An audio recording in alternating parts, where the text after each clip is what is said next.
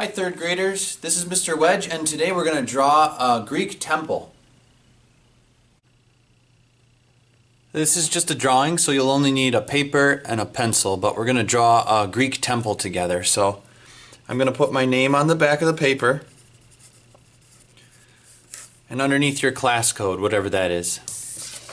Then on the other side, we're going to start with a hill. Usually Greek temples are built on hills. Way up high where everybody can see them and everybody can get to them. Next, because the hill, the ground isn't always even, Greek temples were really perfect. Ancient Greeks were really into math and making everything nice and perfect and straight. So we're going to put a nice block here, as straight as you can get. If you want to use a ruler, you can. And we're going to draw the Greek temple, but we're going to draw it in 6 basic parts. So the first part is the steps that come up on your base, and we can call that the plinth or the base or the steps or whatever you want to call it. So that's the first part, the plinth, let's call it. Greek temples don't have outer walls, which was kind of groundbreaking. They had columns, and a column is just a tall cylinder that holds up the roof and everything above it. So I'm just going to draw 2 lines straight up for the column. And you want an even number of columns. You don't just want one. You want multiple, but there should be an even number. So I'm going to do 2 on the ends and 2 in the middle. And try to make them the same distance apart. But that's just the side of a cylinder, because a column is a cylinder, kind of like the way a pencil is a cylinder. If you had a lot of pencils lined up, it would hold a lot of weight too. And then we'll make them flat on the top. And this is actually the shaft of the column, because the column has another important part. But we've got the plinth, the column, and you can even decorate it. This is called fluting. Sometimes you'll see columns that have these lines up and down in them. And that's just called fluting, and it's just a way to make them look a little fancier. On top of the column, there's a decoration, and there's 3 different styles of Greek temples, and the capital is the decoration on top of the column, and that's how you could tell what style temple you were looking at. So the Doric was really kind of simple. The Ionic was a little fancier, and the Corinthian was really fancy. These were all carved out of stone, but the Corinthian ones have acanthus leaves carved out of them.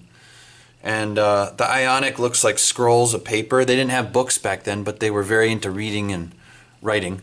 So they had scrolls, paper scrolls back then. They just roll the paper up and tie them up and keep them in a box. And then Doric is just very simple on top. I'm going to do the medium one that's not too hard to draw and not too easy, but it's up to you. Just pick one and stick to it. So there's Doric, Ionic, and Corinthian, and those are the 3 orders. And these are little carved decorations on top of the columns. So I'm going to draw the Ionic capitals. So it's like a little spiral, flat on top, and then another little spiral. And then you can add some little lines in between. And if you drew that one for your first one, you're going to keep going. Stick to that one. If you want to do Doric, just draw Doric capitals on all your columns. Okay? So there's Ionic capitals. So we have 3 parts to our Greek temple already. We've got the plinth, we've got the columns, the capitals, and now we need some boxes on top. And I'm actually going to draw 1 big box and split it in half, and that'll give me 2.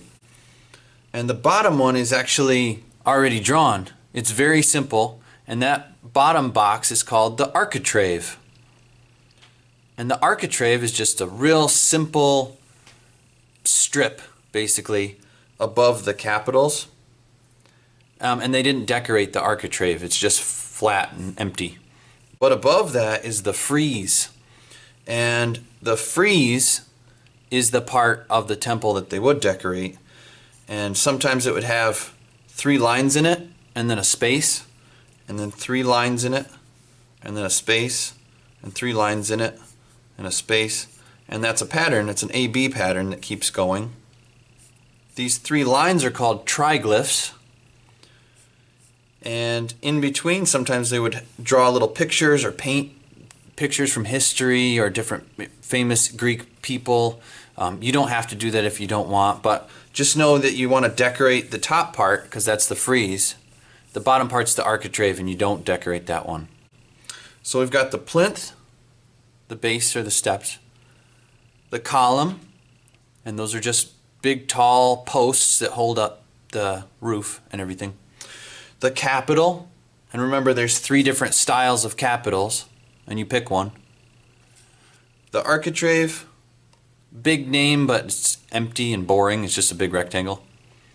The frieze, that's where everything's decorated. And then the last part is the pediment, and it's, you know, the triangle shape on the top of the temple. And usually they're indented a little bit, and there's another triangle inside of it, just like a little decoration. So there's a Greek temple. So one more time, we've got the plinth. You can say it with me too. Plinth, column, capital, architrave, frieze, and pediment.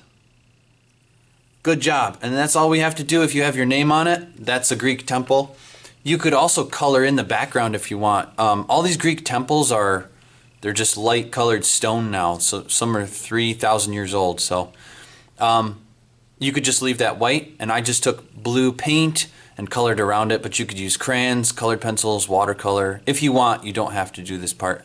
I even draw a little person way down at the bottom going up the steps, and that was just to make this whole building look huge, because these buildings are huge and many are still standing, although some are like a ruin now. You might just see like the steps and the bottom part of the column left. But that's it. Greek temple. Work hard, have fun.